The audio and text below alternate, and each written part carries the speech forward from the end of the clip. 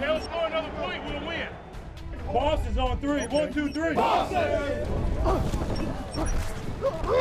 This game is nothing without players.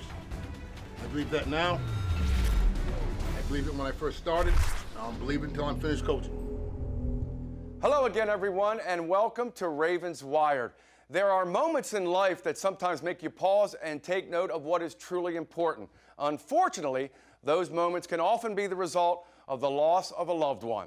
On Saturday morning, the Ravens learned of the passing of longtime assistant coach Clarence Brooks, and they took the field in Cleveland with heavy hearts in what was an emotional Sunday for John Harbaugh and his grieving football team. What's your reason for doing this? Ask yourself, what's your reason for doing it? And if you ain't got one, how about that man up there? Yep. How about that man we fell short one yesterday? How about it? What would he say if he was here? How would he want us to play this if he was here? That does need to be said, dog. Right here. Rush 1, 3. 1, 2, 3. Right! We all started with a heavy heart because of the passing of longtime Ravens defensive line coach Clarence Brooks yesterday. Everyone on the Ravens organization knew how ill he was in his battle with esophageal cancer. But as is so often the case, the last day came too soon for everybody, and it came with a thud of surprise and heartfelt loss. You can tell the character of a team by how it responds to adversity. And even though they had gone through so much already, the Ravens were not done being tested.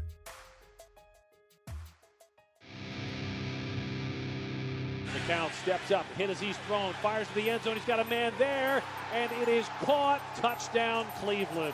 Deep behind the coverage, the rookie Corey Coleman. And McCown, as he was laid out, delivers a perfect arcing throw, and the Browns strike first in Cleveland. Crowell, the deep back. He'll get the handoff off left tackle. Huge hole, 20, 25, 30. Look out, he's got room to run 40. Midfield leg race. Ravens 40, 30. He's going to go 20, 10, 5. Touchdown, Browns. No flags on the play. 85 yards, and all of a sudden the Ravens find themselves in a world of hurt. Hold your head up, P. Let's go. CJ, that's 2 plays, dog. We get them back. And that's what happens. You confirm we haven't got lucky. They hit us on both of them, right? That's like fundamental football. All right, we got to do our job. It was definitely emotional. You know, we definitely want to win this game for him. I know you resting in peace, but I'm pretty sure he was MFing us too with that run. Yeah, like going through the week, you know, he's the run defense. You know, he does all the scouting for that. So I mean, I know he's pissed off. Josh McCown is on fire. Quick toss near side. He's got a man at the 5, stretches to the goal line. Touchdown. Unbelievable. The Browns have struck for a 3rd time as Corey Coleman has a... Although they were down 3 scores early, the Ravens weren't ready to let the game get out of hand. Murray's extra point is blocked. Ball is live. Ravens will pick it up at the 40. Midfield, taking it all the way back. And the Ravens will get 2 points on the block and return. After a 2nd year in a row, a block kick produces key points for the Ravens. That's a hard play in there. It's the toughest 2 seconds in football if you're down there in the trenches playing a field goal block. And for our guys to come up with it, then a rookie, Tavon, to be exactly where he's supposed to be, in the exact right spot that he's taught to be in case it gets blocked. 1 out of how many times is it going to get blocked? And he's right there to scoop and score. You know, that's the kind of thing I think as a coach, man, just you feel really good about. I think we're going too slow at this point. I think we're going too slow. Yeah, we're just getting such little yards at a time, you know. We're just crawling along. Flacco wanted the offense to turn it up. They did. Mr. Reliable, that's what you call him. You know Joe is going to go ahead and look for his guy. And I just love the way he's just being able to put out of his mind all the other issues with his injury and playing strong today. Last game here in Cleveland, he fractured his hip in 2014. Boy, playmaker, you know, having a tight end that can be a 3rd down playmaker is really important. It's really valuable, and you can't coach that stuff. You know, just having a knack and a gift, and Joe, you know, having a feel for him too. And hopefully that's just going to get better. He knows what they're trying to do to him, and they were playing man coverage a couple times in those last 3rd and shorts, and I hit him crossing to the left, and I hit him crossing to the right. And if he doesn't win there, who knows what happens? I have to scramble around and try to make a play, or maybe somebody else is open. But that was really he was really the man beater on those plays, and if he doesn't win, we're probably in a little bit of trouble. Flacco takes the snap, blitz pressure up the middle. His pass to the end zone is caught. Touchdown, Mike Wallace. And Flacco and Wallace looked like they had played together for years. I honestly probably never been around anybody as cool as Joe. Just the way he reacts to situations is like, whatever. You know, we down 20-0, whatever. But it's not really whatever, you know, but it's just the way he makes you think like, it's no problem. You know, we feel like we can come back 40-0. I don't say we want to get there. Hey, bro, I appreciate y'all bringing me in at this quarter. Telling me. Y'all good? Hey, the worst can happen. We gave up a big run. We gave up a deep ball. All we gotta do is play ball now. The count launches it far side. It's picked off Eric Weddle, and Weddle will take it out of bounds at the Ravens' 39-yard line. That's a play. They got 3 timeouts left, Jerry, and 42 seconds. Even if they only get a field goal, that's a big 3 points going in. Kick on the way from Tucker. It's got the leg, and it is right down the middle and good.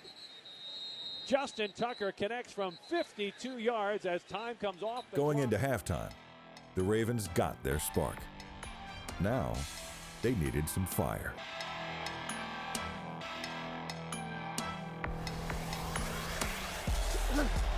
Cleveland brings the blitz. Flacco throws. His pass is caught across the 45-yard line to Steve Smith Sr. Flacco looking to throw. Ravens pick up the blitz. He lost the far sideline. Smith is there. Makes the catch inside the Browns' 20-yard line along the sideline. A beautiful throw and catch and a 31-yard gain. Good call, Coach. Great call. Hey, only thing I gotta say is I'm too old to be doing these little boys like I'm doing. You know, Steve was into it, and he's whatever he said. I don't even know what he said, and it really doesn't matter what he said, but it motivated him. You know, he came back and got it done. But that's who Steve Smith is. That's the way to give him some juice. Yeah. That's the way to give him some juice. Flacco looks to the left, throws to the end zone. He's got a man there. Mike Wallace, touchdown Ravens. Wide open, and Flacco found him.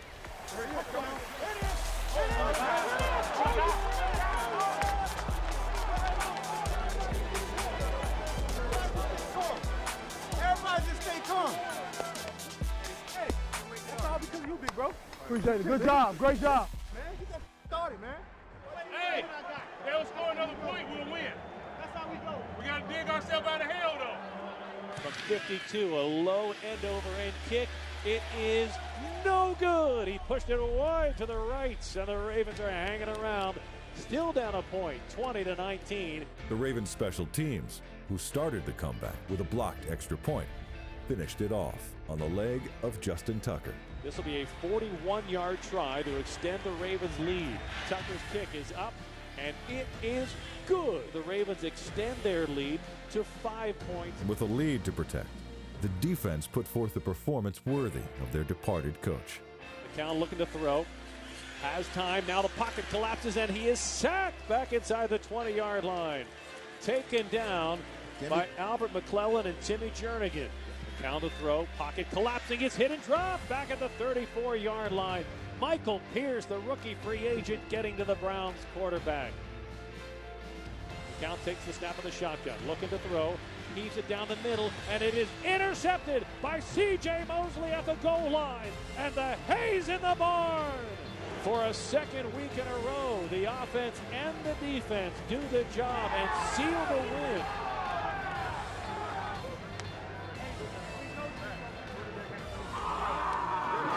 Yeah! Bring it up! CB is so proud of us right now! Yeah. Rick, what did you just tell me happened in heaven earlier this afternoon? Oh, he saw that run. He definitely got put in timeout. There was some F-bombs. There was everything there. Woo! Whoa, we let this guy in. Whoa. The ultimate game ball is going to be sent down to Florida for Justin Brooks. All right, that's the ultimate game ball. Hey, Joe's back. Hey, listen, I'm proud to be around this group of men, all right? There's a bunch of bosses right there. Hey, this is going to make us better in the end. You hear me? This happens all the time. This is going to make us tough, mentally tough. Because come December, all these games are going to be like this. And guess who's going to have experience? We are. So let's go.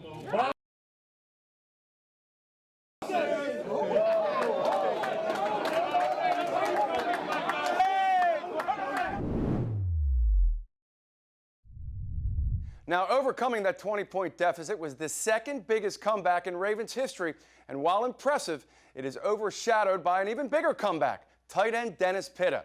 Dennis has now twice overcome a dislocated hip, and at the site of his second injury, he put up over 100 receiving yards for just the second time in his career. As for the Ravens, Sunday's win marked the 5th time in franchise history and 3rd under head coach John Harbaugh that they have started the season a perfect 2-0 each time they have advanced to the playoffs. Now, when we come back to the Under Armour studios, we take a closer look at the tenure of Clarence Brooks. It is no secret that Clarence Brooks was loved by everyone connected with the Ravens, his players, his fellow coaches, and of course the front office staff. Now, in order to give you some more insight on CB, the man and the coach, let's take a look back at some of the best moments during his time here in Baltimore. A guy that has meant so much to this program for so long. He may be the best football coach I've ever seen, I've ever been around. He's going to get this game ball today. Clarence Brooks. Yeah. Nickel dog, we just went over this meeting. Can have another meeting on the field. Practice, the field's for practice. The inside's for the meeting. You're already there. You're already there. You're already there. Ah, set. Boom, boom, boom. Pat. That's it. Very nice. Andre, keep those shoulders square. Don't turn and run. You're not at the University of Maryland. Everybody get a squirt? Get a squirt of water if you need one? He gets on him. He's demanding. He asks for their very best. He's very clear in what he wants. He's got a way he teaches it, and he wants it done that way. And he's not accepting no for an answer. When a guy shows you how much he cares about you because he's willing to let you know the truth, you know, and get it out of you every single day. I mean, how can you not appreciate that? I think I got caught with my head down. That's what happened. I got you. My bad. You supposed to be better than that, CB. I'm sorry. I'm gonna make it up to you. Hey, did you get a sack? Hi. Hey. Hey. You look like you tried to play. Oh, I think it's a boot. Don't guess like that. Yeah. Play the run. Yeah. Play the run first. I can tell just from the first day. You know, he's very hands-on with the players, and you know, he teaches us a lot too. But he's also funny, and you know, he'll ride us too. But it's actually enjoyable. You know, having a coach like him. He has high expectations for his players, and you know, he has a good rap sheet right now with his players and where he's been, and got a great reputation.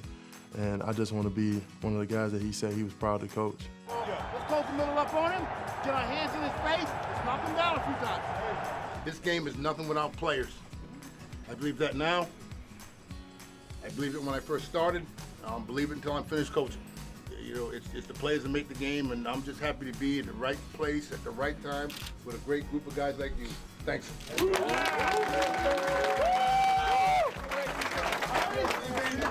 Team on three. 1, 2, 3, team!